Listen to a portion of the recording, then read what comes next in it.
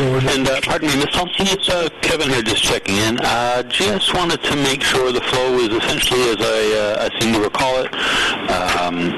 You're going to have people sort of pre-registered to speak on the agenda items, is that right? And then you're going to call out their names from your sort of your pre-list, or is that something different? Yes, that is correct, Kevin. I'm trying to log into the screen where I can see who's on the line. I haven't quite got there yet. My computer's being slow, but that is the plan. Okay, perfect. Yeah, I'm in there now. I'll let you know. Well, you'll know once you're connected, but I can also confirm. So. Thank you.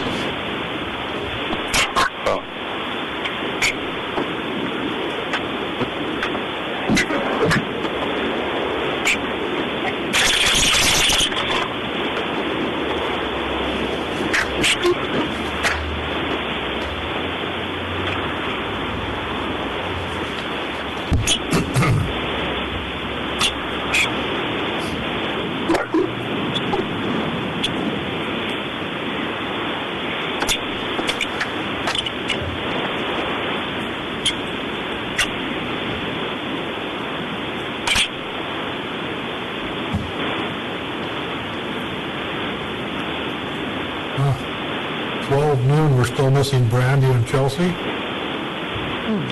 Chelsea's here. Oh, okay. Hi, Chelsea. Snuck in on the phone. Hi. Okay, finally in. We have Brandy as well. And pardon me, Brandy Morrell has just joined. Thank you. Okay, with that being said, Kevin, can you start the countdown and we'll start the meeting? Sounds good. I'll go from 5 and I'll go silent after 3, and then you're all set. So on 5, 4, 3. Okay, we'll call the meeting to order. This is a regular assembly meeting. It is October 5th, 2020. And the clerk, please call the roll. Mark? Here. Jeff? Here. Brandy? Here. Jay? Here. Chelsea? Here. Taylor? Taylor is excused. He's out tendering crab, I believe. Bob? Here. Okay, today we have 4 assembly members calling in. We have Member Lynn and myself in the assembly chambers with the clerk. It's now time for the voluntary Pledge of Allegiance. Pledge allegiance to the flag of the United States of America and to the republic for which it stands, one nation, under God, indivisible, with liberty and justice for all. Okay, next item on the agenda is item 3, approval of minutes. There are none listed today. And that brings us to item 4, amendment and approval of today's meeting agenda. If there are no amendments, I'd entertain a motion to approve the agenda as presented. So moved. Second. Motion made by Member Mucci, seconded by Member Lynn. So if there are no proposed amendments, all those in favor of continuing as the agenda is presented to us, say aye. Aye. Aye. Hi. Opposed? Okay. Unanimous. We'll move forward with what we have presented to us. Excuse me, there are no public hearings today. No bid awards, which is item 6. Item 7, persons to be heard related to the agenda. Clerk Thompson, are there any people in the queue? Yes, it looks like there are. We have Becky Knight. Kevin, if you could please unmute Becky Knight. Oh, wait, I'm sorry. She said she's unrelated to the agenda. I apologize. So I would say no.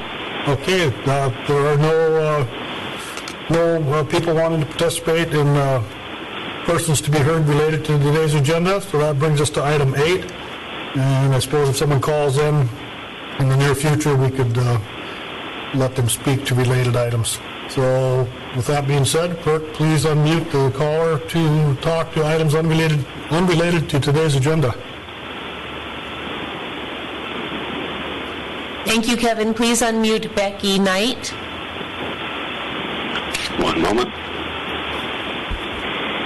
That line's open. Hi, this is Becky Knight. Can you hear me okay? Yes? Yes. I thought I'd this is Becky Knight. I thought I'd read my commentary from KFSK that aired last week for those people in the persons in the public that didn't get a chance to hear it. During the recent Borough Candidates Forum, the candidates were asked if they would support a Borough resolution pleading for the public hearing and an environmental impact statement prior to federal issuance of a permit for constructing the Cake Access Road. The candidates' answers were based on misunderstandings that deserve correction. A major misconception is that the road is a done deal. In fact, so far, the only work that's under contract is the reconditioning of 42 miles of existing, poorly maintained, single-lane Forest Service road that is part of the project. This maintenance should be the Forest Service's responsibility instead of being shifted to our budget-strapped state and at an exorbitant cost of $15.5 million just for those existing miles. And that works out to $370,000 per mile. This reconstruction cost far exceeds the typical cost of completely new Forest Service roads. There is no contract yet for building the project's 5.4 miles of new road, and including a 128-foot bridge spanning 12 Mile Creek and associated boat ramp. According to the U.S. Army Corps of Engineers, the decision whether to issue the required permit for this activity requires preparation of a, quote, environmental analysis, unquote. Altogether, this means that spending nearly $25 million of Stedman's 2012 $40 million midnight rider budget appropriation for the project is at least for now blocked. 217 Cake residents signed a petition opposing the project, representing just about every adult in town. This soundly rejected a letter supporting the project that Cake's mayor had written without authorization from Cake City Council. The tribal government, that is the Organized Village of Cake, and the city of Kupernoff officially opposed the road.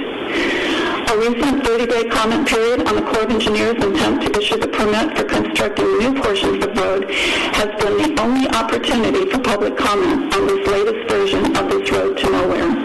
Because of the comments, the Corps concluded once again that an environmental analysis is necessary before deciding whether to issue the permit. The state claims that the road will be open year-round. Clearly, funding for doing so is imaginary. One Cake resident told me they often can't even get to their garbage dump in the winter due to poorly maintained roads. The Federal Highways Administration abandoned the Cake Petersburg Road project in part due to the state's lack of $510,000 to maintain it annually.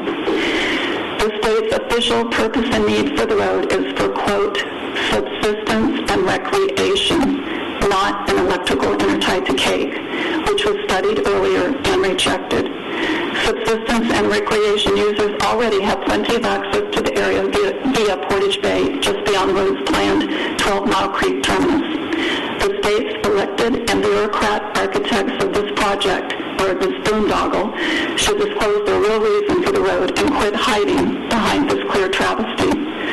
Finally, Senator Stedman asserts that the petition requesting a public hearing and an EIS and the 118 Borough residents who signed it over the 4th of July weekend are irrelevant. As an elected public official, I find his attitude demeaning and disrespectful to his conscious constituents. And on another note, a related note, I wrote a letter to the Assembly 2 meetings ago asking for clarification whether or not the radio attended the high-level meeting with U.S. Representative Don Young and State Senator Bert Stedman on July 7th, one day after the close of the comment period. They were in town on that day. KFSK News Department claimed they did not attend. However, Mayor Jensen alleged they did attend. I requested clarification on that point, but it has gone unaddressed. Perhaps this could be taken up during discussion items in a few minutes, if not by the mayor or someone else in attendance at the July 7th meeting. Thank you. Okay, Clerk Thompson, are there any other people wanting to talk on items unrelated to today's agenda?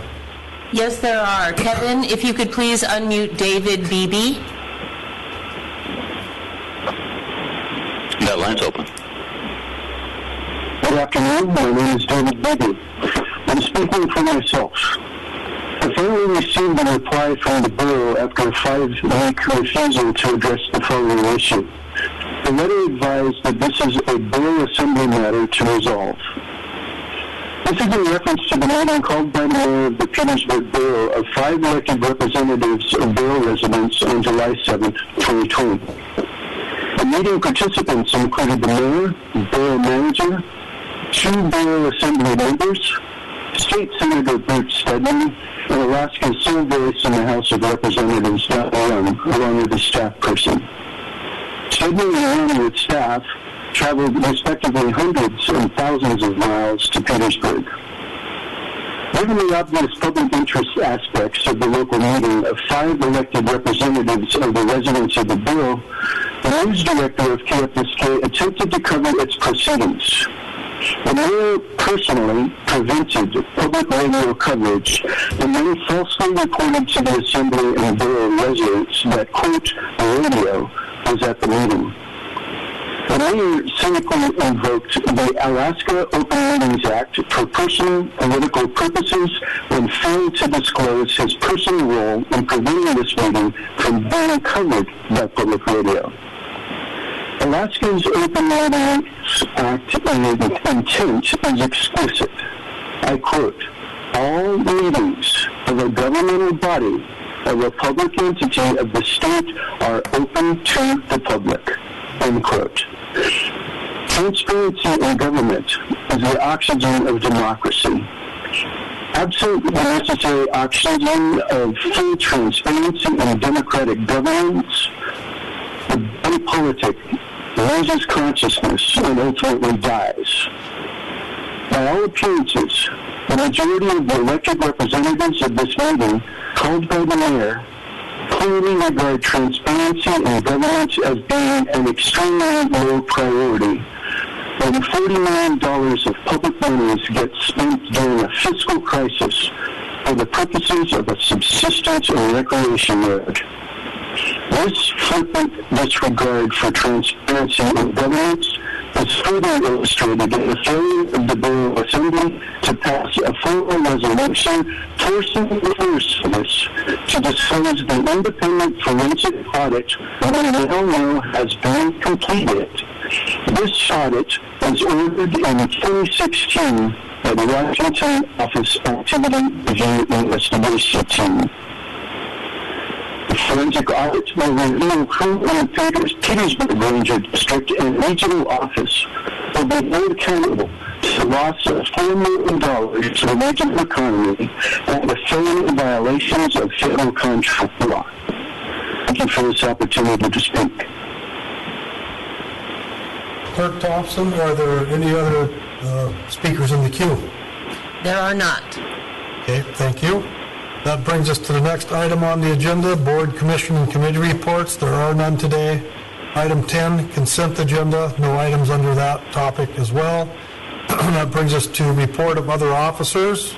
We have Mr. Phil Hofstetter from the Petersburg Medical Center. So, Phil, if you're on the air, you have the floor. Kevin, if you could please unmute Phil Hofstetter. Can you hear me? Oh. Yes, you're coming in great, Phil. Okay.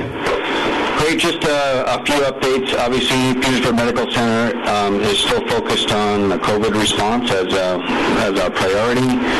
We've also been spending a lot of time trying to increase our access to care under our COVID safety protocol. We did recently have, under our asymptomatic testing protocol with our staff, we had a positive, and so that triggered up to a red status within our facility. As of this morning, we have sort of downgraded to an orange status, and we hope to move into a more normal pattern later this week. More to come on that as we go forward. So it's the goal of that protocol is to pick up any COVID positives and isolate even if they're asymptomatic. So it's designed as it was intended. We still feel very fortunate in Petersburg to have very low case counts compared to other places in the state where really ticking up. So we take it very seriously, and we're really pleased with overall response. One thing we've been that's come up lately is financially, as part of a recent Health and Human Services federal regulation change on the interpretation of our relief funds. We have a potential negative impact where we may have to return some of those funds. So we're monitoring that. We're asking our federal delegation to urge to remove that language, which was changed from the original intent. So we'll have more information on that as well. Otherwise, we have a flu point of dispensing clinic on October 17th between 10 a.m. and 1 p.m. and it's in collaboration with Petersburg Medical Center, Public Health, and the Borough. We're all working together on a drive-through. And this location will be in front of the high school, and there will be a map posted, so look for more information on our website and on our PR. And that's all I had. Okay, thank you, Mr. Hofstetter. Are there any questions from any of the Assembly members for Mr. Hofstetter? Yes, I have. Member Morrell? Yeah, so with that positive case, I'm just curious, knowing that there are a small percentage of false positives. Did you guys retest that person? And if so, what were the results? And if not, why not? I can't go into the details of the specific results with specific staff, but here's what I can say. There is definitely a rumor out there that it was a false positive. But just so you know, the way that CDC and the state review, our results are sent, our tests are sent to the state, and the state, when they have a positive, it's a positive. There's no false positives unless there's some indication from the state lab that there is an error. But when we receive a positive, it's positive. Their testing sensitivity at the state level is a lot greater than ours, so there's a lot of ways to interpret that. The danger of that interpretation is that we don't know a lot about COVID, and our reliance on infectious disease processes are required. So we can retest, and if it's a negative in-house, we may not have the same testing of the amount of virus replications, for example, in-house as the state does. So it's dangerous a little bit to make our interpretations if we did retest and there was a negative, and the protocol at the state is that it is a positive, and we have to follow those protocols with the positive results from the state lab. Okay, thank you, Mr. Hofstetter. Does that answer your question, Member Morrell? Member Tinas, excuse me. Vaguely, but yes, from what I'm gathering, it's probably a negative on the second time, but we're going to err on the side of caution and treat it as a positive regardless. But so I think I got it. Thanks. Thank you. Any other questions by other Assembly members for Mr. Hofstetter? Okay, hearing none. It's time for Member Lynn to give us an update on CEPA activities. Thank you, Mr. Mayor. The board had a meeting last week and had a number of things, and I'll try to be brief, but one thing we did is approve the contract for the replacement of the submarine cable. And I'll give the staff a lot of credit. They've, with work with Sumitomo, they dropped about $2 million off the cost, but the cost that we signed a contract on was $13,370,000. That said, I think I've said earlier that we're required to pay up front those costs before we can get any kind of we have to pull the submarine cable first before we have any kind of reimbursement at all.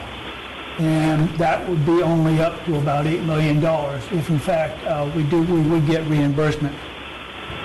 Meantime, that the board also agreed to a payout schedule of how we would go about this, but it essentially takes all our assets. It takes the there was a fund set up to look at new generation. It takes all those funds.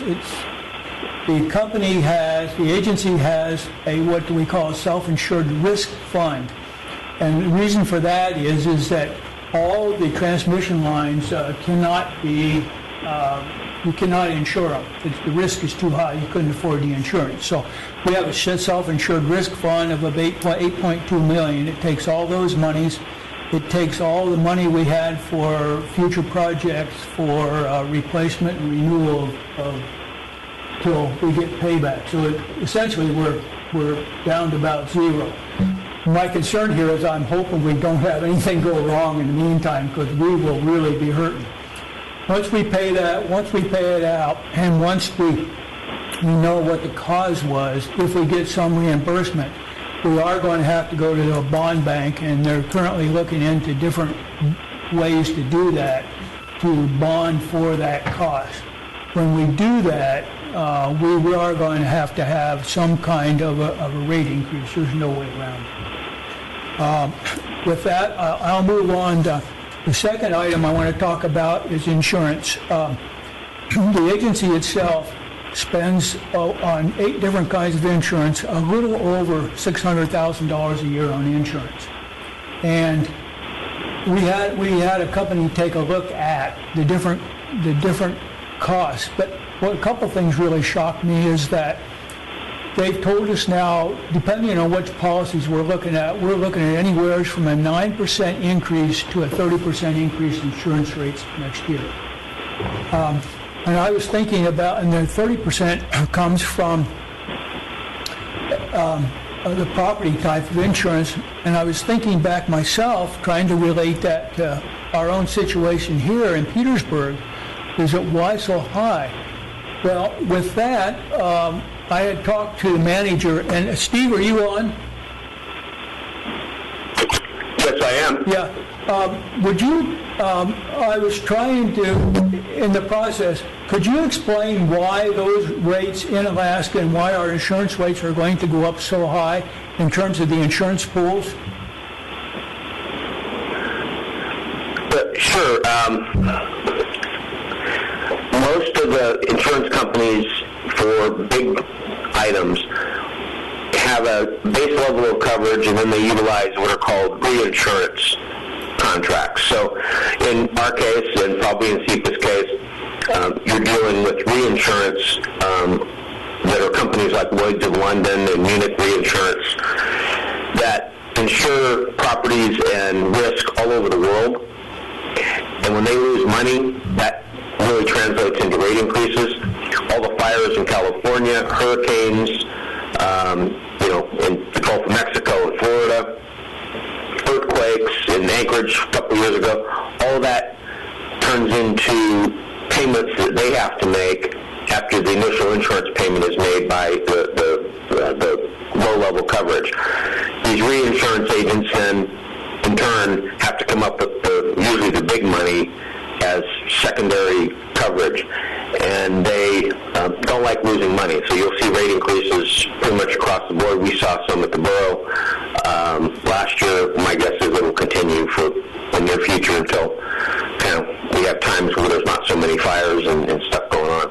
The other issue in Alaska is a workers' comp problem because our health insurance is so expensive. And so workers' comp most often is related to medical issues, and those costs are very, very high here in Alaska. So workers' comp tends to go up in direct relationship to what the cost of health care is going up. Although, interestingly enough, workers' comp is going up the least of the 3 main issues, which is liability, property, and workers' comp.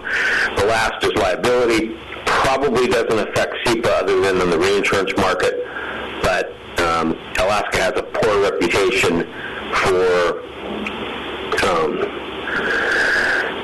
liability claims, and a lot of it has to do with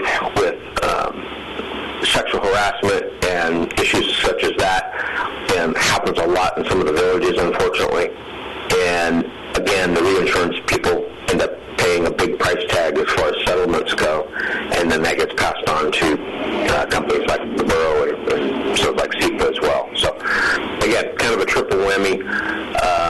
Not much we can do at this point, although there's a lot of conversation in the state about how to, mitigate such huge increases. So that's the insurance side of it. Okay, thank you, Steve. And that Yes, sir. I was thinking only from the standpoint of looking at Petersburg here in Alaska, but it's a worldwide thing, is what Steve essentially came up with. But the long and the short of this is that we probably can anticipate both here in the borough, also our insurance rates going up significantly next year. And I can assure you that after I've looked at this, is that we're looking at another probably $100,000 increase in insurance, our costs from CEPA. The next item I'll talk about is that with the help of council and the CEO, we developed with their help. I developed a new evaluation process for the CEO, and the board bought off on that. So that'll be in place for the rating of the CEO this coming year. Just a couple other things. We approved next year's brushing contract for this end of the lines. Not a big deal. And the last thing is we again voted to hold the meeting electronically for the December meeting. The idea being is that with the crews being in all those remote sites, and we did not want to bring have any chance of bringing COVID back to any of our remote sites, which would cause, quite a stir out there since we don't have a lot of extra coverage. And with that, I'll open it for questions if anybody has any. Are there any questions of Member Lynn on his CEPA report? Mr. Mayor? Member Mucci? Yeah, thank you, Mr. Mayor. I just have a couple of questions for Bob. Hey, Bob, is it possible maybe to get a thumbnail written report about some of the topics that you talk about during these meetings? It's kind of hard. It's difficult for me to kind of have a question prepared if I don't know what the topics that you're going to cover are. That would be helpful for me. You mentioned rate increases a little earlier. So is the rate increase that you're talking about, is that something to help cover the increase in insurance costs, or is it to help with the replacement and the removal of the underwater cable? That's a really good question, Jeff. I wish I could give you a real quick answer. The answer to that is that we do not have the money to cover the costs. Let's say even if we have a $5 to $8 million bond, we have to get money. We have to have money to cover that bond. There's a couple other things, and go back to answer your other question. We had a meeting last Wednesday, and I did not have time to write any notes. So. But I can get you some notes on some of these particular topics. I'll send them to the clerk, and then she can distribute them to everybody, both on the insurance rates and on a couple of these other items. Thank you, Mr. Go ahead, Bob. Okay. Going back to your other question, my guess is right now, and we don't have all the data to be able to say exactly, but my guess is we're probably looking at, in terms of wholesale costs back to the communities, about 0.5 cent. Probably third quarter, somewhere between June and September of next year. Just my guess. With the mayors, I know that Trey has had discussions with the mayors and so forth, and I happen to agree that we want to delay that out as long as we possibly could before we tried to do that. And so that's essentially what the CEO has done. But I will get some notes for you. Yeah, thank you very much, Bob. Okay, are there any other questions of Member Lynn? Okay, that brings us to the incident commander is going to give us current mandate update. So, Mr. Hagerman. Thank you, Mr. Mayor. Can everybody hear me okay? I can on this end. Okay, great. Thank you. So I was asked to just give a quick rundown of all the existing mandates and directives that are in place for the borough at this time, so that the Assembly could consider making changes or terminating them at their pleasure. So in just starting down the list, first I wanted to talk about mandate number 3, which is a mandate that suspended in-person participation by the public at Assembly meetings. This mandate was initially issued on April 3rd of this year, and it was extended and amended twice in June. This mandate does remain in effect until terminated by the Assembly. It's not dependent upon any other outside state of Alaska mandates or directives. And so, as I said, it does suspend in-person meetings of the Assembly and other board and commissions, borough boards and commissions. It was done in order to reduce or eliminate the inherent risks associated with bringing people together during the pandemic. We surely wanted to limit any potential spread of the virus amongst ourselves, even during important things such as public meetings. To address the need to have public input and participation, a teleconference system was developed as part of the mandate, and it was set up to connect the Assembly with the Borough administration and the public. Directions for accessing the Assembly were given in the mandate. Today there is an action item on the agenda in order to talk about in-person meetings at the Assembly level, and I think part of that discussion would be appropriate to talk about Mandate 3, amending it or repealing it, depending on the wishes of the Assembly.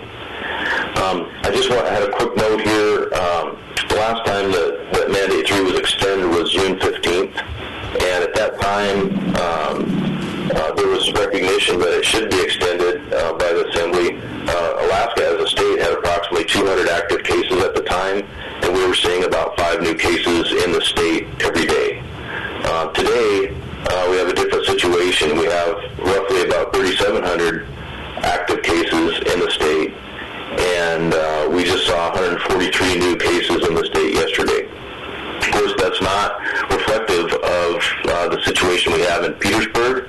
As Phil said, we're doing great. We feel very lucky to be in the situation that we are, having the first positive in over a month just last week. So we are doing well, but the condition of the pandemic in the state is not good at all. I think the manager, just a last note on Mandate 3, the manager has a good plan for conducting Assembly meetings with in-person participation. It seems that there's definitely a desire among Assembly members to get back to that. It will require more staffing and some setup changes, but it will allow the Assembly to have access to the public and vice versa.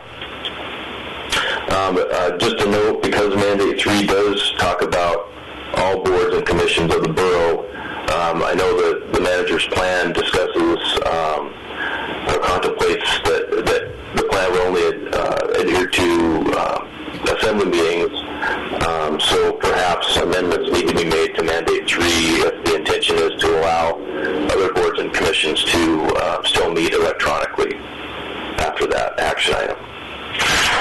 And then moving on to Mandate number 5. Mandate number 5 addresses vessel docking and disembarkation of passengers at borough-owned harbor facilities. It was adopted on April 20th of this year. It acknowledges that the federal government, in the form of the CDC, issued a no-sail order for large cruise ships at the beginning of the year, and it states the need to mitigate risks from passengers on small boats, and to ensure that those passengers have met any state of Alaska travel testing requirements from mandate number 10 at the state level. Recognizes that small cruise ships are still a risk of bringing infection to Alaska and to Petersburg. This mandate states that all marine travelers must be screened and are prohibited from entering the borough through our borough-owned marine facilities without the express permission of the public health officer. So the public health officer gets a call from the captain of the vessel and goes through a screening process in order to assess whether the passengers have met the intent of mandate number 10 and have negative tests before they're allowed to enter our community. This mandate was recently extended to the end of the year by the Assembly. It is written in the mandate to be reconsidered by the Assembly if the state of Alaska's mandate 10, the travel mandate, is terminated or substantially changed. And of course, the mandate can be terminated by the Assembly at any time. I do feel that this particular mandate does offer a level of protection to our community from outside influence. The visitor industry has taken a hard hit this year, of course, but it's undeniable that small cruise ships can be a route of infection for small communities. Many of the small cruise lines had declined to operate this year due to the difficulties and the number of cancellations they got. And I think the one line that did try to have some sailings had a positive case on their very first outing, so they got pushed back into port in Juneau for that. So anyway, I do feel that Mandate 5 has been effective for Petersburg, and be up to the Assembly to consider repealing that or maybe reconsidering at the end of its current termination date, which is December 31st. Moving on to mandate number 6, local mandate 6, which was also implemented on April 20th of this year. This is a mandate that kind of dovetails into the state's mandate. The initial travel mandates from the state of Alaska required any critical infrastructure businesses that were traveling into the state to develop and submit protective plans to the state of Alaska for approval, so that the state could have some control and knowledge of how those businesses were planning on mitigating any threats to our population in Alaska. And so Mandate 6 in Petersburg requires any critical infrastructure business that is visiting Petersburg from outside of the state and has already submitted a plan to the state of Alaska to submit that plan to the EOC here in Petersburg at the same time, so that we can review that and offer any comment that we see that it could be beneficial to Petersburg's population. The approval for these plans does rest with the state of Alaska, so the EOC is not granting approval of any plans, but the businesses that have submitted plans, which have been many, are very receptive to any input that the EOC has given them. That was actually very heartening to see that when we started reviewing plans and offering comments. And usually it's not very many comments for every plan, but sometimes they forget how are they going to get somebody from the airport to their hotel room and that kind of thing. And so you just prompt that, and they get back with you. And I don't think they get that same level of review from the state of Alaska. So it's been nice to have some interaction with those businesses. Those businesses include, service technicians, various equipment. Fishing vessels have provided plans to us, and of course the cruise ship lines also provided plans to the EOC for some review. Let's see. The existence of this mandate does allow us to request that plan, and without this mandate in place, any businesses visiting Petersburg from outside of the state are not obligated to provide us any information at all. They do have to provide it to the state, and the state has said that they would share plans with us, but we have to specifically ask for a certain business's plan, and that has been kind of hit and miss on the responsiveness on that issue. So this mandate is in effect until either the state's mandate 10 and 12 are completely repealed, or the Assembly terminates this mandate. And the last one that I wanted to talk about is actually on your agenda today, which is a non-congregate sheltering. And if it's okay, I'll just read my recommendation for that and have some background information on the sheltering agreement, and kind of segues into a recommendation on that. So I'll just read that to Mayor Jensen of the Borough Assembly. On April 13th, 2020, the state of Alaska issued Health Mandate 14 in order to recognize the importance of and facilitate the establishment of non-congregate sheltering across the state. The goals were to establish sheltering situations for populations that were highly critical and may need to be isolated from others in order to continue to perform their jobs, such as first responders or healthcare workers, or prevent the virus. And also for homeless persons that require isolation housing if they were either to be waiting for test results or were infected with the coronavirus. On April 28, 2020, the Assembly approved Emergency Health Directive number 7, which established a plan and program to meet state mandate number 14. The plan provided for reservation of rooms at the Narrows Inn for homeless persons, and also would facilitate housing of first responders and healthcare workers at the Scandia House or Tides Inn as needed. There have been 3 persons sheltered as a result of the program. All were homeless, and all were waiting for test results after receiving a PCR nose swab prescribed due to symptoms consistent with COVID-19. All sheltered persons received negative test results and were checked out of the shelter upon receipt of the result. The shortest stay has been 2 nights, and the longest stay has been 5 days. Throughout the summer, the EOC has extended the sheltering agreement with the Narrows Inn as prescribed by the agreement itself. Initially, the EOC reserved 7 rooms. At the end of the initial 3-month agreement term, the EOC reduced the number of rooms to 4, and the program has had no sheltered persons since the month of May. The last of the sheltering agreement extensions expired at the end of September on the 30th. At this time, with Petersburg experiencing a prolonged period of no new cases of COVID-19, and I wrote this before last week's positive, so excuse that, the emergency sheltering agreement with the Narrows Inn may seem unnecessary. However, the fact that Petersburg has been very successful in keeping the virus at bay does not eliminate the potential for our community to have an outbreak. Many communities in Southeast Alaska have had recent outbreaks, with Juneau continuing to see daily case counts go up. Statewide case counts continue to rise daily, with recent days seeing new cases of 100 or more. The pandemic is simply not over. The Narrows Inn is the only facility in Petersburg that agreed to shelter homeless persons who were impacted by the virus, and remains the only facility that would be able to provide isolated shelter in order to avoid an infected homeless person moving about the community and spreading the virus to their friends and others.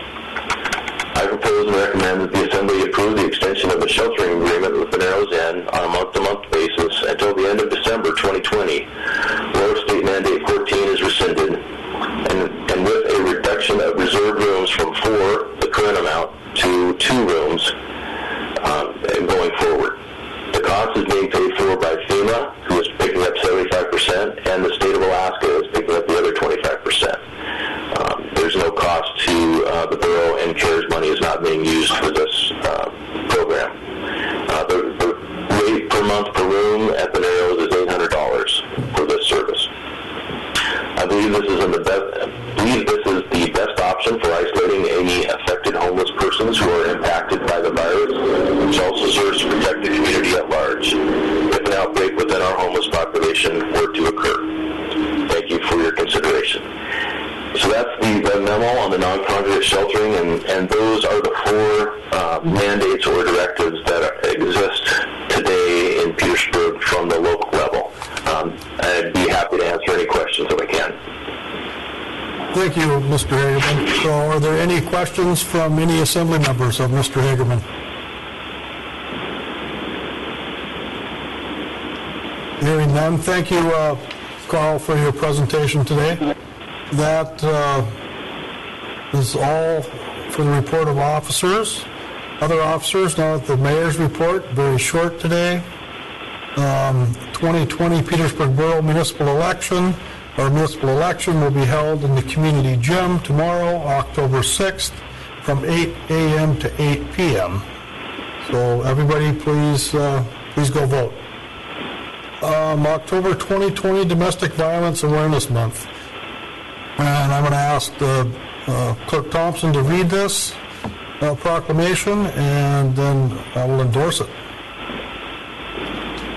Okay, this is a mayor's proclamation for Domestic Violence Awareness Month, October 2020, and the theme is #PowerUp. The Petersburg Borough, in recognition of the critical work being done by domestic violence victim advocates and allies, encourage all citizens to actively engage in the scheduled Domestic Violence Awareness Month activities in October, organized by Working Against Violence for Everyone, WAVE, and other national organizations working toward the eradication of domestic violence. Domestic Violence Awareness Month is nationally recognized each October to generate awareness of violence and to promote taking action. This October, the National Coalition Against Domestic Violence developed a unified theme, #PowerUp. The purpose of the #PowerUp campaign is to remind everyone of their power as individuals and as part of a larger collective, working toward eliminating domestic violence. Alaska has the highest rates of domestic violence in the country, and this impacts our local community on a daily basis. These are our neighbors, friends, and family. This year is critical. One of the many consequences of the pandemic is a global increase of domestic violence rates. It is no different in Petersburg. By the end of August 2020, the number of individuals served had surpassed the number of individuals served in all of 2019. 1 in 3 women and 1 in 4 men have experienced some form of physical violence by an intimate partner. But domestic violence is not always physical violence.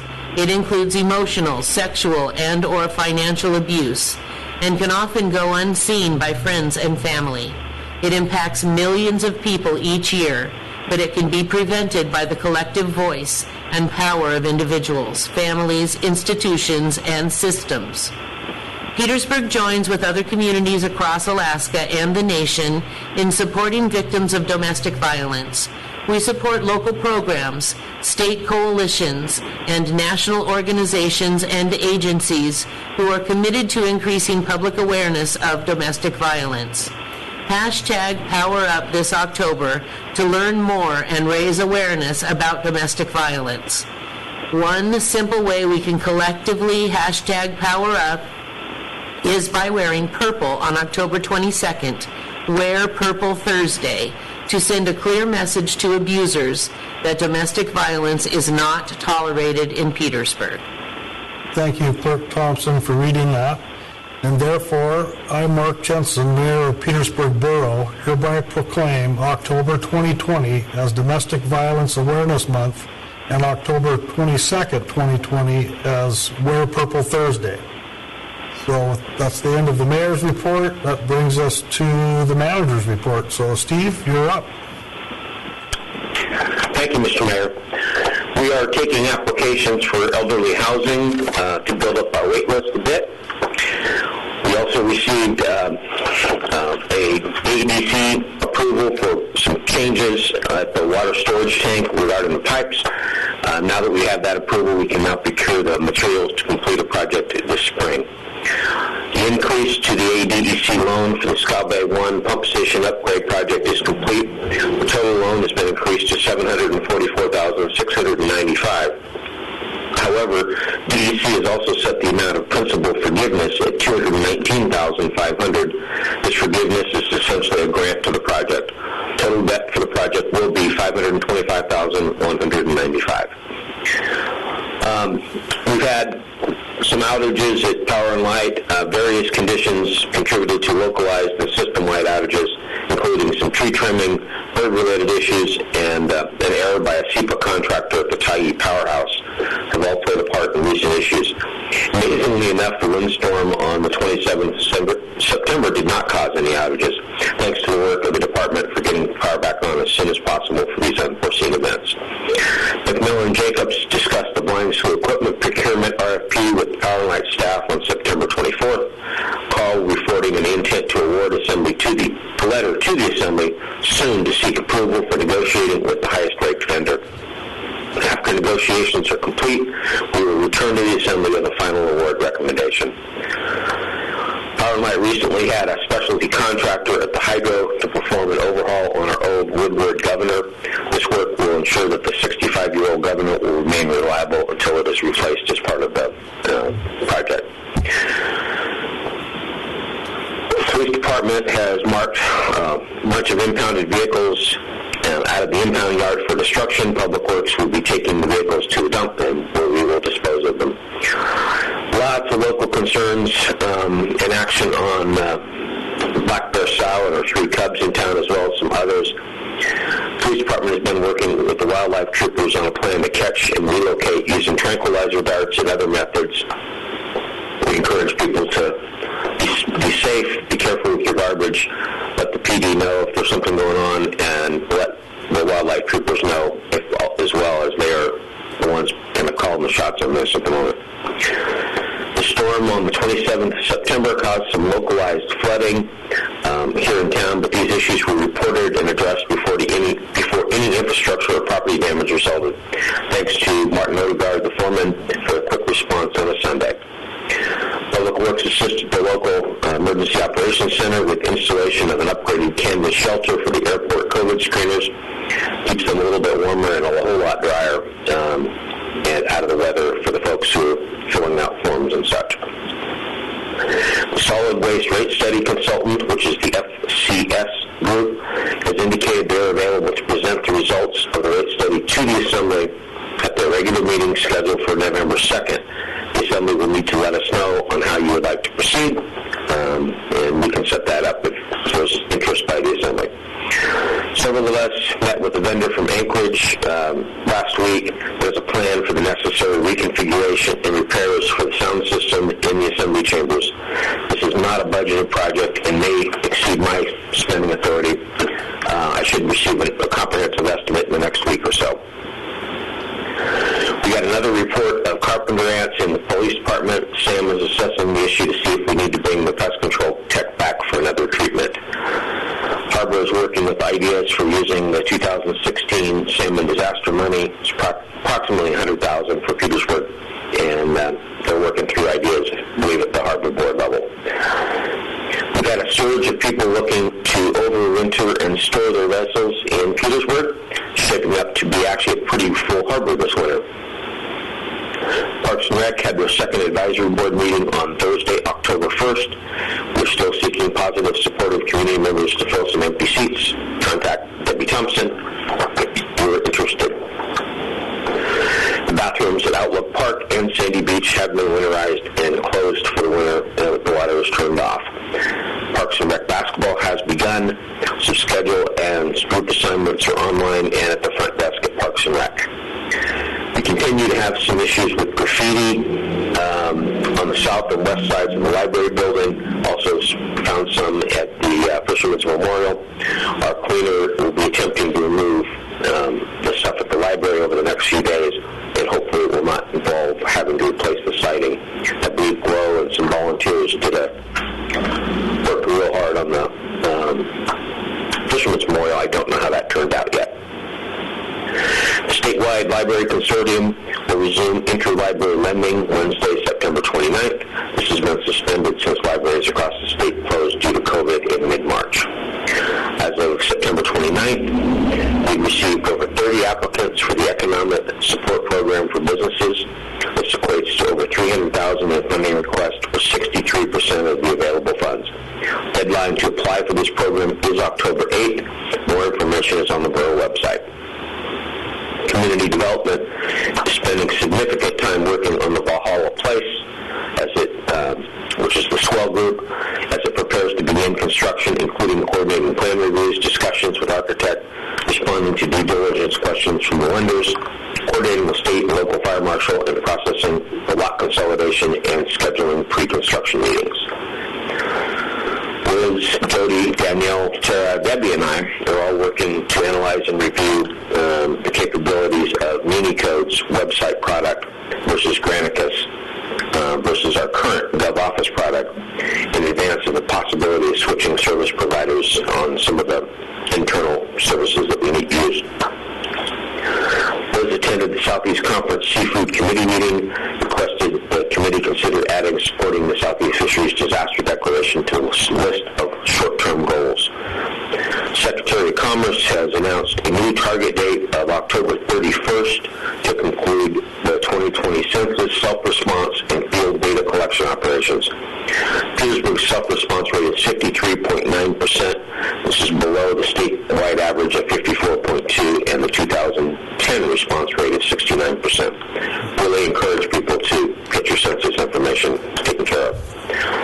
And the review and permitting is ongoing on the Clungit-Haida Regional Housing Project, upgrading heating and or electrical and plumbing systems in 12 existing homes. And that's everything from my report. Okay, thank you, Steve. Are there any questions of the manager on his report? Member Lynn? Yes. Thank you, Mr. Mayor. Steve, I have a couple questions. The first one being back to, you said that our debt then on the water treatment would be about $500,000. Is that higher, or is it less than what we have in the reserves we have? And how does that all place? That wasn't on water treatment. That was on the Scow Bay pump station. So that's a wastewater project. Oh, okay. And yeah, that's okay. Not a problem. No, and we have the reserves for that. And Carl, I can't remember the original what we put forward. You have that again? Yeah, Mr. Manager. So the initial project was going to be $585,000, I believe, and we found that that wasn't going to do it. We had to rebid the project, and then went through a process to increase the project capital fund in order to award the work to a local contractor. The Water Department does have adequate reserves. Just $525,000 will be a loan that we'll repay back. We'll pay back over 20 years at 1.5% interest. Thank you, Steve. And Carl. My second question, Steve, is that since we've had to come in the assembly chambers, since we've had to reconfigure it based on a different configuration and sound system that we had before, could all that be paid for with the CARES Act money? Some remember when, I'm not sure. I suggested that to our finance director. She has not heard of other COVID expenses for that area. We can have her definitely look into it. And yeah, I've kind of held off pushing the issue till I know exactly how much it's going to cost. But we can definitely follow up on that. Thank you. Thank you. Are there any questions of the manager? Mr. Mayor. Member Mucci. Yeah, thank you, Mr. Mayor. So in regards to the solid waste rate study, so Steve, do we need to have that as an agenda item for the second, or how on that? Through the Mayor, if there are assembly members interested in attending that presentation and having them go through, then yes, we need to have that on that agenda. The reason I'm not trying to be cagey, we did this for a rate study about 6 months ago, and nobody showed up. It was Joe Vignicki, Carl, and Chris, I think, were the only members that had an interest. So if there's interest, we will set that up. If there is no interest and nobody wants to go through it, then I don't want to waste everybody's time. So I guess that's the statement. Okay, so how do you want us to proceed here? Just let you know if we're interested and we'll schedule it, or how? All it takes is one of you, and we'll set it up. Well, I'm interested, thank you. Yes, sir. And Mr. Mayor, I had one more question. With Halloween coming up in about 3 or 4 more weeks here, is there going to be like a push from the police department and state troopers and fishing game just to kind of move the bear issue a little bit forward here so that we don't get a bunch of calls on Halloween or a day before Halloween that bears are wandering around on Halloween? I mean, we're trying to get the kids out doing something halfway normal here, and it'd be disappointing if they had to deal with bears and stuff. So if we could work on it between now and then, that might be helpful as well. Thank you. Jim, were you on the call? Yes, I am. Go ahead, Mr. Kerr, if you have a response. That's being that far away, it's hard to predict. I mean, we're trying our best at dealing with the bears. There's several different ones in town, and I've told my officers that if they meet the criteria to be dispatched under defensive life and property, we're going to do that. And if not, if they're not meeting that criteria, then, I mean, we can't shoot them. And so people just need to be alert. I mean, it is Alaska, and, I mean, we had a sow and one cub walking downtown this morning, but they weren't doing anything besides walking. That was it. So, I mean, we're trying our best to keep them out of town, but I can just ask people to be observant and secure their trash, and just whatever the bears are attracted to, just try and remove that.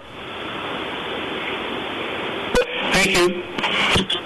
Okay, are there any other questions of the manager's report, of the manager on his report from the Assembly? Okay, hearing none, that brings us to unfinished business. There are no items under unfinished business. Item 15, new business. That first item on that is extension of emergency sheltering agreement. I'd entertain a motion to approve this extension. So moved. We'll consider one a motion and the other a second. I believe it was Member Mucci, Member Stanton Gregor. Discussion. And Mr. Hagerman has already given his presentation on this, so any thoughts by any of the Assembly members?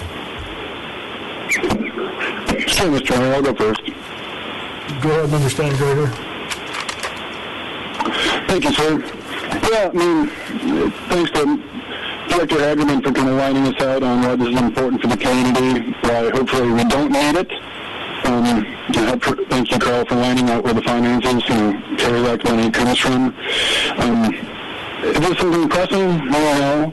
But with a lot of these things in preparedness, you don't need it until you need it. And I'll definitely be voting yes. It seems like a really good insurance policy, but I mean, hopefully we won't need before the end of the year. But if we do, we'll be glad we have it. So thanks for Carl for bringing this before today. I'll be definitely voting yes. Any other discussion on this action item, extension of emergency sheltering agreement with the Narrows Inn?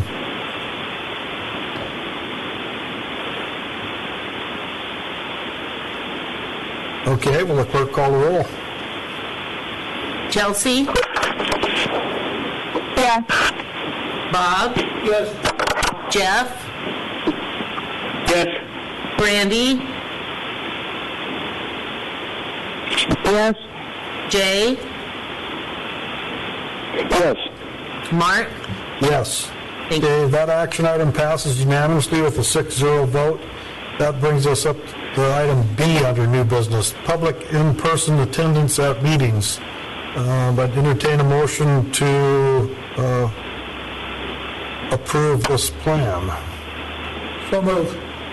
Is there a second? Second.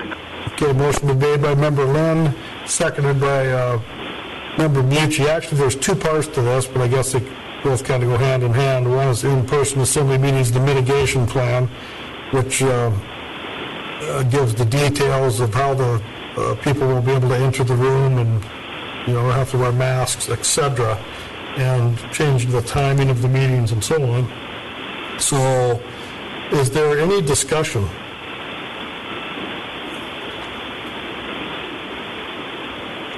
I've got a question, Mr. Mayor. Member Stanton Gregory. Yeah, thank you. This would be a question for Steve and Debbie, and I should have asked it when I was thinking about that, but I missed it.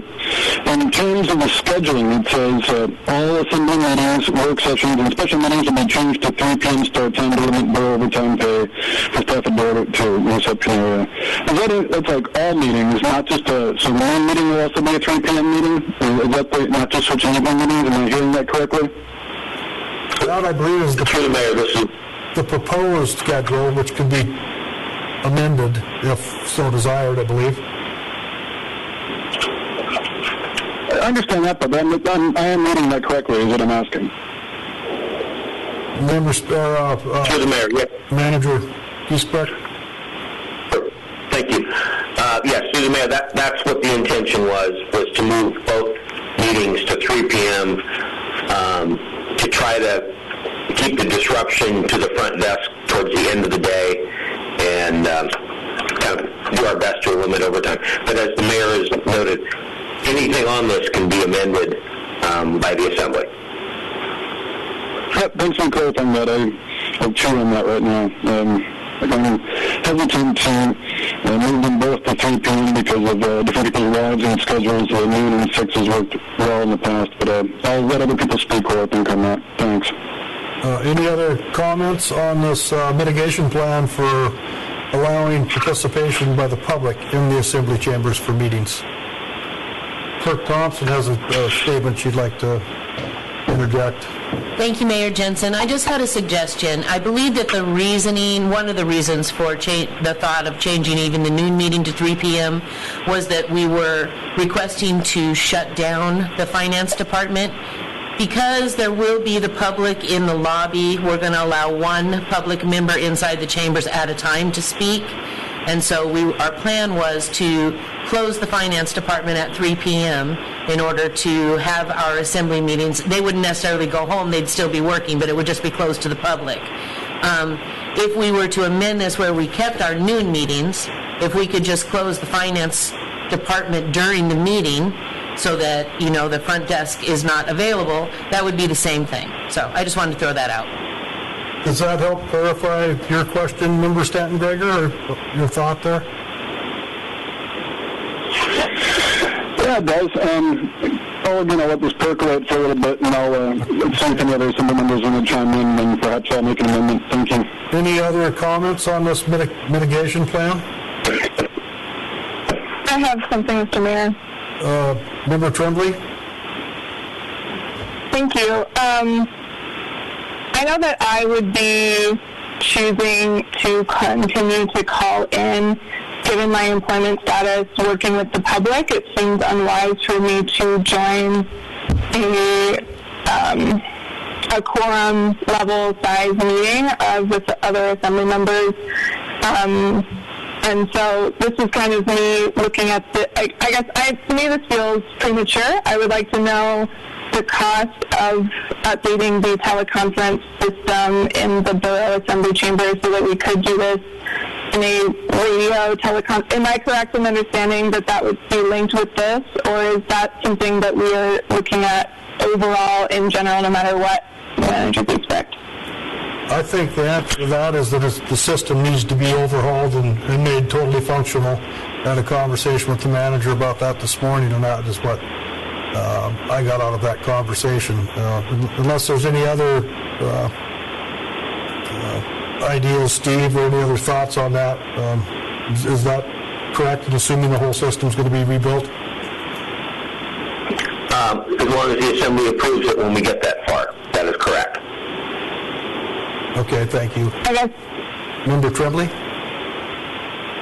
Yeah, I guess I'm just in my mind, those were linked, so it's good to have that clarification that they weren't. I guess to me, the idea of needing to close the elements of the finance department to members of the public so that we could have this meeting feels a little bit disruptive to the borough staff as well as to members of the public trying to access those elements during the day. Folks have their lives and their schedules, and to me, this feels a little disruptive to that. And I also really hate to have to ask for overtime from borough employees in order for us to keep our regular schedule, including the evening meeting.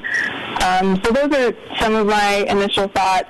I'm glad that there are still elements of preserving the phoning in for both assembly members and members of the public so that people will still be able to continue to meet safely. But I think I do have a larger thought on this.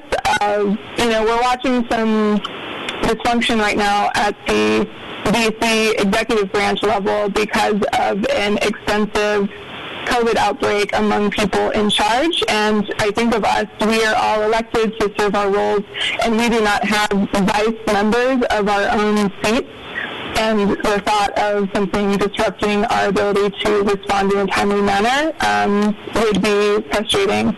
So to my mind, given the fact that the state is in a state of high alert and we have a lack of intra-state travel testing requirements, I would hope that maybe we could postpone this until maybe this January or so we could have a sense of how this fall and winter is going to continue to play out. Just because we are still in a state of flux, we're going to be collectively moving more indoors. And again, with the statewide numbers continuing to rise, it just seems to me a little premature. So those are my thoughts, but I'm interested in what other assembly members have to say. Okay, are there any other comments by any assembly members that haven't spoke to this matter yet? Member Lynn? Yes, thank you, Mr. Mayor. I'm going to take an alternative approach to this. Carl and the Incident Command Team is developing a plan, a long-term plan that looks at what happens if things change, if you get more cases, if you have to do other things. My thought is that since we have very few cases in town, it is time that we make ourselves much more available to the public, and that this assembly sits as a forum rather than on a telephone to do that. I would suggest that to address one of Member Trembley's questions is that we ask Carl to include in part of that plan that he's looking at developing a system so that if you change from, let's say, no cases to other cases and based on some criteria, we change the way we do business. And I think that would be appropriate. But then that would allow us to go back into a session, as I think we should be doing. Thank you. Thank you, Member Lynn. Member Mucci, Member Morrell, do you have any input on this conversation? Sure, Mr. Mayor. Go ahead, Member Mucci. Thank you, Mr. Mayor. So I agree with Bob a bit here. I'd like to see Carl's plan include how we're going to change this mitigation plan if things change here in future. I think it might be a little premature. I'm kind of, I want to get back into the assembly chambers, but I don't want to pay overtime. We have struggled over the last couple of years to either change the noon meetings to 6 o'clock at night, and I think we have a pretty good thing going at 12 o'clock and 6 o'clock throughout the month. I'm sure we've all heard from people who even the noon meeting is tough for people who are working regular jobs and run home for lunch and have to get back to work. So I hate to see us limit the public's participation in going to a meeting. I understand, we have to, staff has commitments as well, but I think Assembly Member Trembley said, I think we're trying to keep the public things moving downtown with the finance department, and I'd hate to close things down and incur more cost. I don't see any issues about at least pushing this down the road here for another. We can fine-tune it over the next 2 or 3 weeks, and then bring it back and figure out if it all makes sense. I'd like to see a more detailed plan about the overtime costs and the staffing requirements. So, thank you.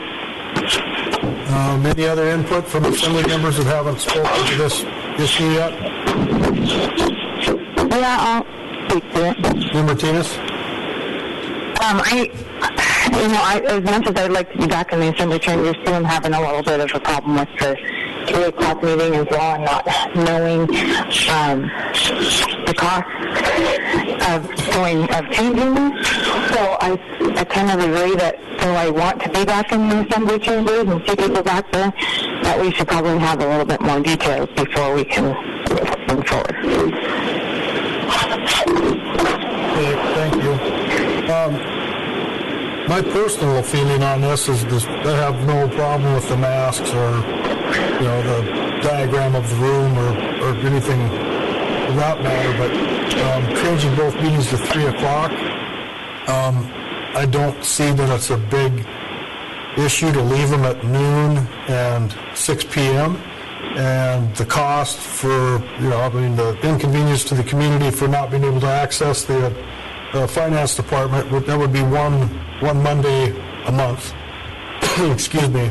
And as far as the 6 p.m. meeting and overtime, I was talking with the manager this morning, and he felt that we could use CARES money to pay for the overtime. So there would be, and that would cover us till the end of the year, for instance. But I'd like to see the meetings kept at the same schedule. There was a little bit of confusion when it went from both of them at 7 p.m. to noon and 6, and so that's my feeling, but I can't make a motion to that effect. I just thought I'd put my input in. Any other follow-up? Mr. Mayor, if I could, I would move that we keep meeting times like we have on noon and 6 p.m. Is there a second to that? I'll second that. Thank you, Member Martinez. Discussion on the amendment to keep the meetings as they are at noon and 6 p.m., first and third Monday of the month. Seeing no discussion, we will vote on that amendment.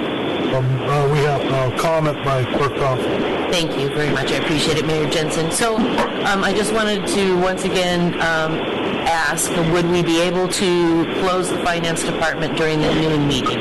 The only reason for that, and this can be amended as well, our plan is to have a staff member downstairs at the main door, only allow 3 members of the public in upstairs at a time to allow for social distancing.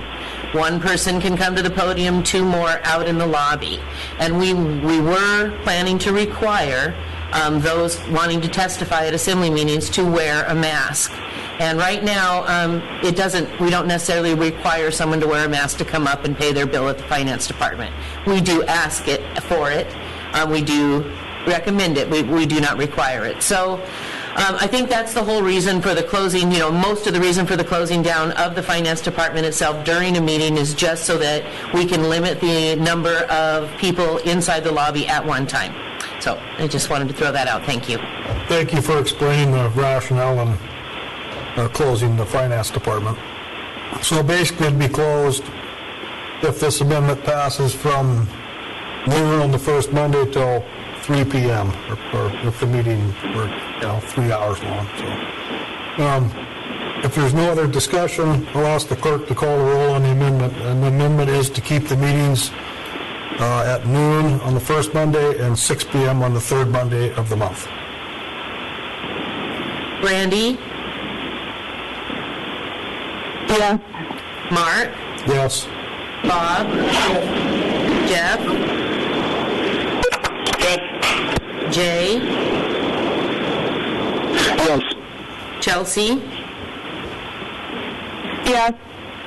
Thank you. Okay, that amendment passes unanimously. So that language will be changed in this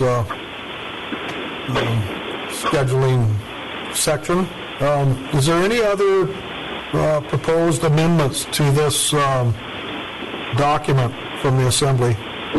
This is the Petersburg Borough Mitigation Plan. Mr. Mayor? Yes. Thank you, sir. And thanks to everyone for making an amendment. I wasn't going to make it because as of right now I'll be voting no on the general motion because I'm going to feel like I'm asking a redundant question, but the sound system set up for the radio and for communication isn't operable yet. So going to this, if we switch over to this at our next meeting or soon, it would not be serving the public well because the audio would not be effective for them. I'm in the camp that I'm all for switching this mitigation plan, but not until our the sound system in the Assembly chambers is both sorted out. So at present I can't vote for it. I'll certainly send other people, and maybe I guess I'd entertain a motion to postpone this until the system is fixed. Because the land right now, they started doing this soon. It would not be good for public participation. People sitting at home would have a very hard time hearing it, and that's going to be the opposite of what our goal is for this thing. Yeah, that's all. Okay, are there any other comments on the mitigation plan? Okay, clerk call the roll on the mitigation plan as amended. Bob? Yes. Jay? No. Chelsea? No. Brandy? Yes. Mark? Yes. Jeff? No. Okay, the mitigation plan as presented fails with a 3-3 vote. So, let me back up here on my iPad. Next item is approval of an additional election official. I would entertain a motion to approve this, and it is Sina Warhatch has volunteered to put her name in as an election official for the election tomorrow. So, entertain a motion to approve that request. So moved. Second. Motion's been made by Member Mucci, seconded by Member Stanton Gregor.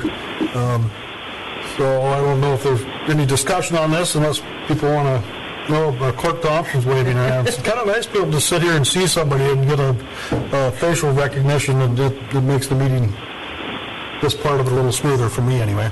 Thank you, Mayor Jensen. I'm sorry for all the interruptions. I did want to say that I also got a call from Casey Hammer, who would like to help. I have her scheduled to come and help me set up this afternoon at 3 o'clock for the election for tomorrow. But just in case something comes up tomorrow and I need her as another set of hands during the election, I was wondering if you would also approve Casey Hammer along with Sina Warhatch, please. I would have no problem with putting Casey Hammer's name on this list of election officials if there's no objection by Assembly. Hearing none, we'll now be voting to approve the Clerk Thompson's request for Mrs. Hammer and Mrs. Warhatch to be election officials. So, with that being said, will the clerk call the roll? Jeff? Yes. Bob? Yes. Brandy? Yes. Chelsea? Yes. Mark? Yes. Jay? Yes. Thank you. Okay, thank you too for putting your names in. Next item on the agenda is Borough Manager's Evaluation. We skipped one. I skipped one. Oh, there we go. We need to sort of pick a date for a time for certifying the October 6th election. So, I'd entertain a motion to, I don't know, approve a date for certification of the election. Clerk Thompson is recommending Friday, October 9th for the election canvass and certification meeting. So can I get a motion to that effect? So moved. Okay, motion's been made. Is there a second? Second. Seconded by, motion made by Member Bucci, seconded by Member Lamb, Member Tremblay, Member Stanton-Gregor.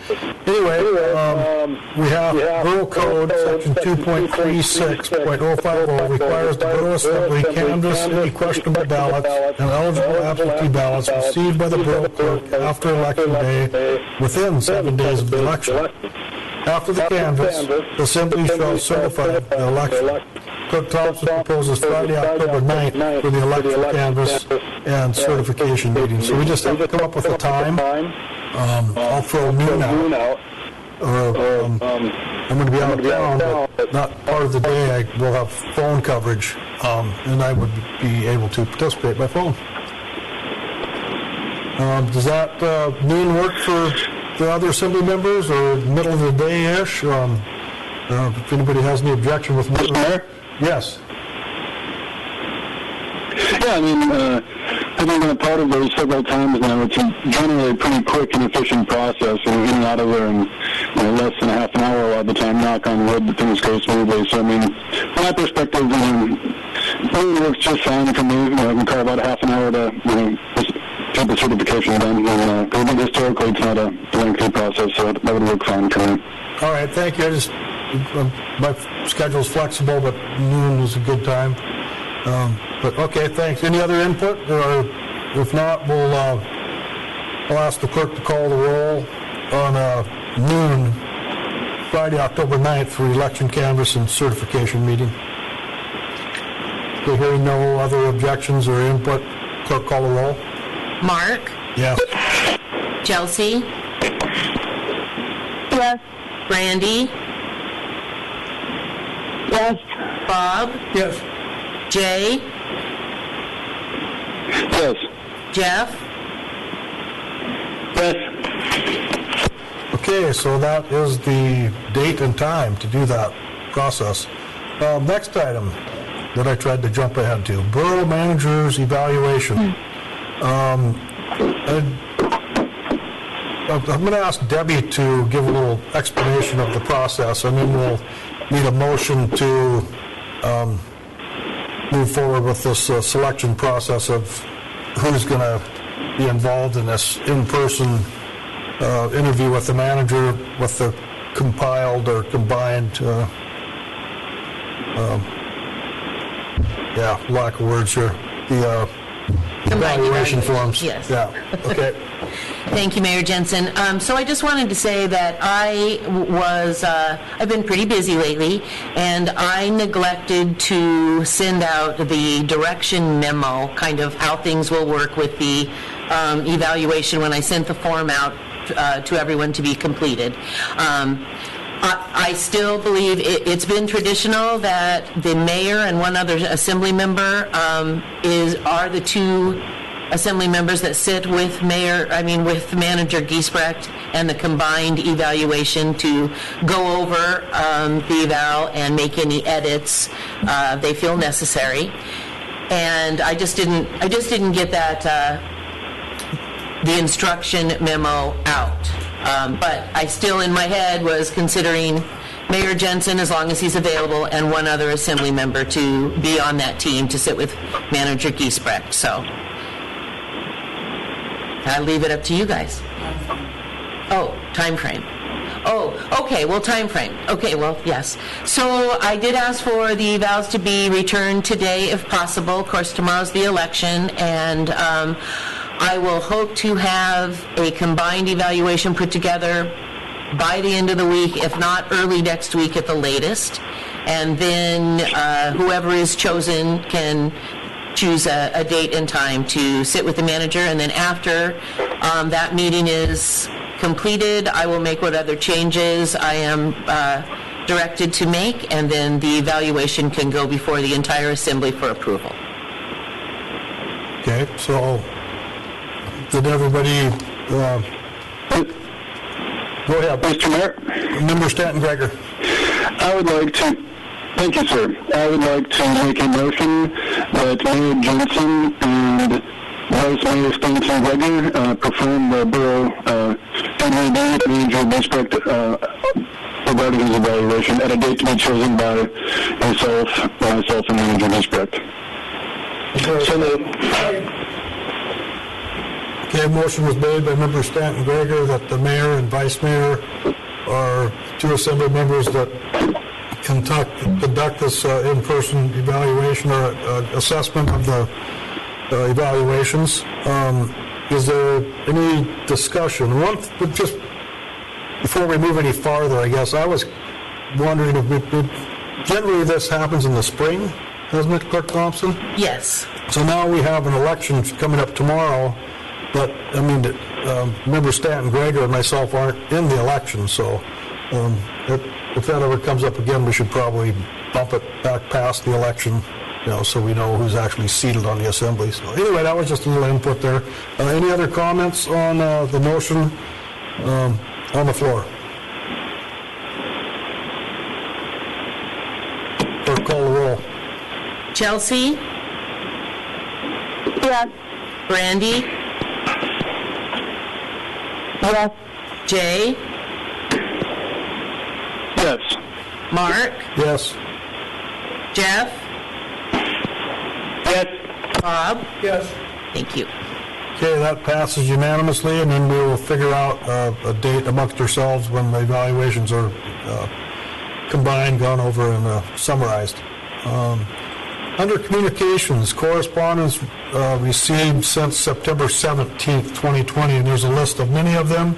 We won't read them, but they're on the website, and people can access them there. Also, we have separately a communication, I guess, from Judy Omer regarding ordinance 2020-19 with those gathered signatures. So that's on the website as well if anybody's interested. The next item under communications is the Bush Caucus letter to ADF&G Commissioner Doug Vincent Lang regarding Pacific halibut bycatch. And so I don't see this as a action item. It's just under communications, so that was just sent along for us to look at. And I suppose if an assembly member wanted to make it a formal action to endorse that letter in the future, that could be done. Also, item D under communications, Southeast lawmakers to Governor Dunleavy in the Southeast Salmon Disaster Declaration. So that was put forward by a group of legislators as well. So that is it for communications. Although I did get a communication that I shared today with the clerk. It was a letter from the State of Alaska Department of Forestry. So that, I don't know if you received that document as well, Clerk Thompson, but I just got it. So that will be made public here and it'll be on the next agenda under communications. So with that being said, that brings us to item 17, assembly discussion items. There are none listed, so that brings us to A, assembly member comments. Are there any comments by assembly members? Sure, Mr. Mayor, if I might. Sure, Member Stanton Gregor. Thank you, sir. As was noted, tomorrow is local election day. Tuesday, October 6th, the time when all citizens get a chance to have equal voice in their elected officials.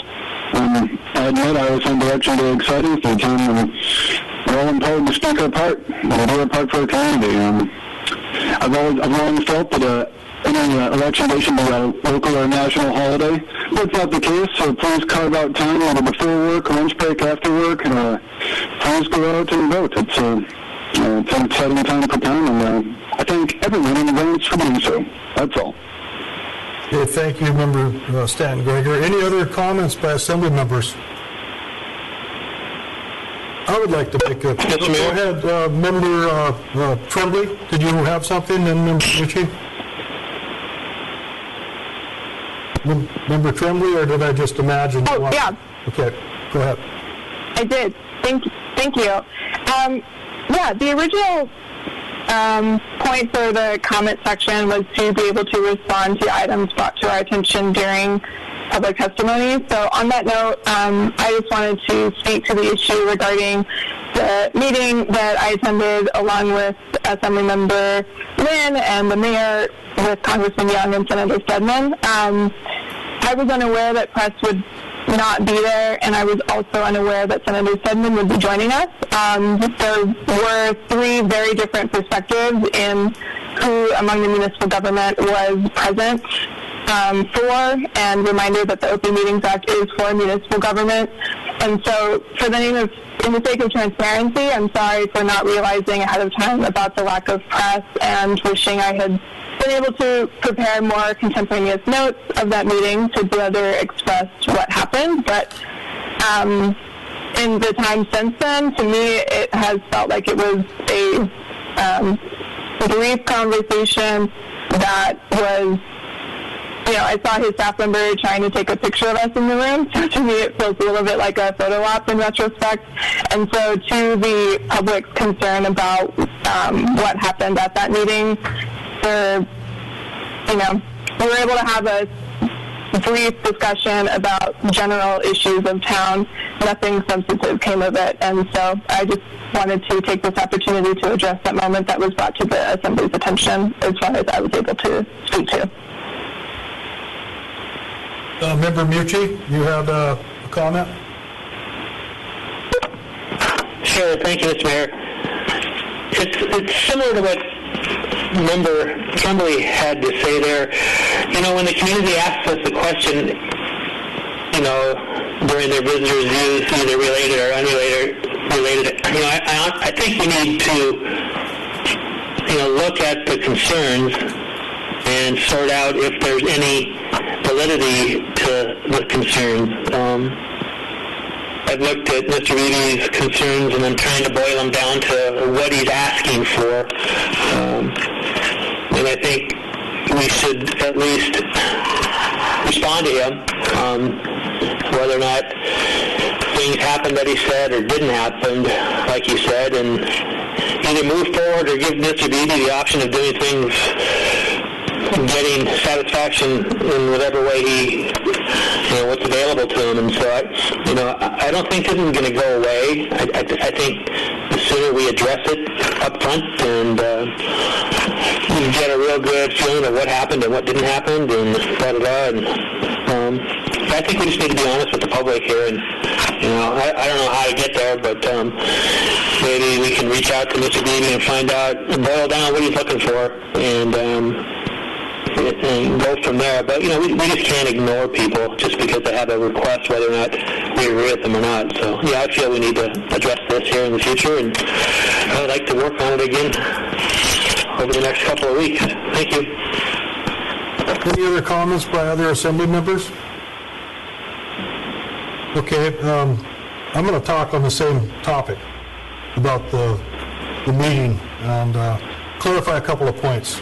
First point I'm going to clarify is, one, I didn't set up the meeting with Congressman Young, Senator Stedman, and the Assembly members in the room. Congressman Young's staff reached out to the manager.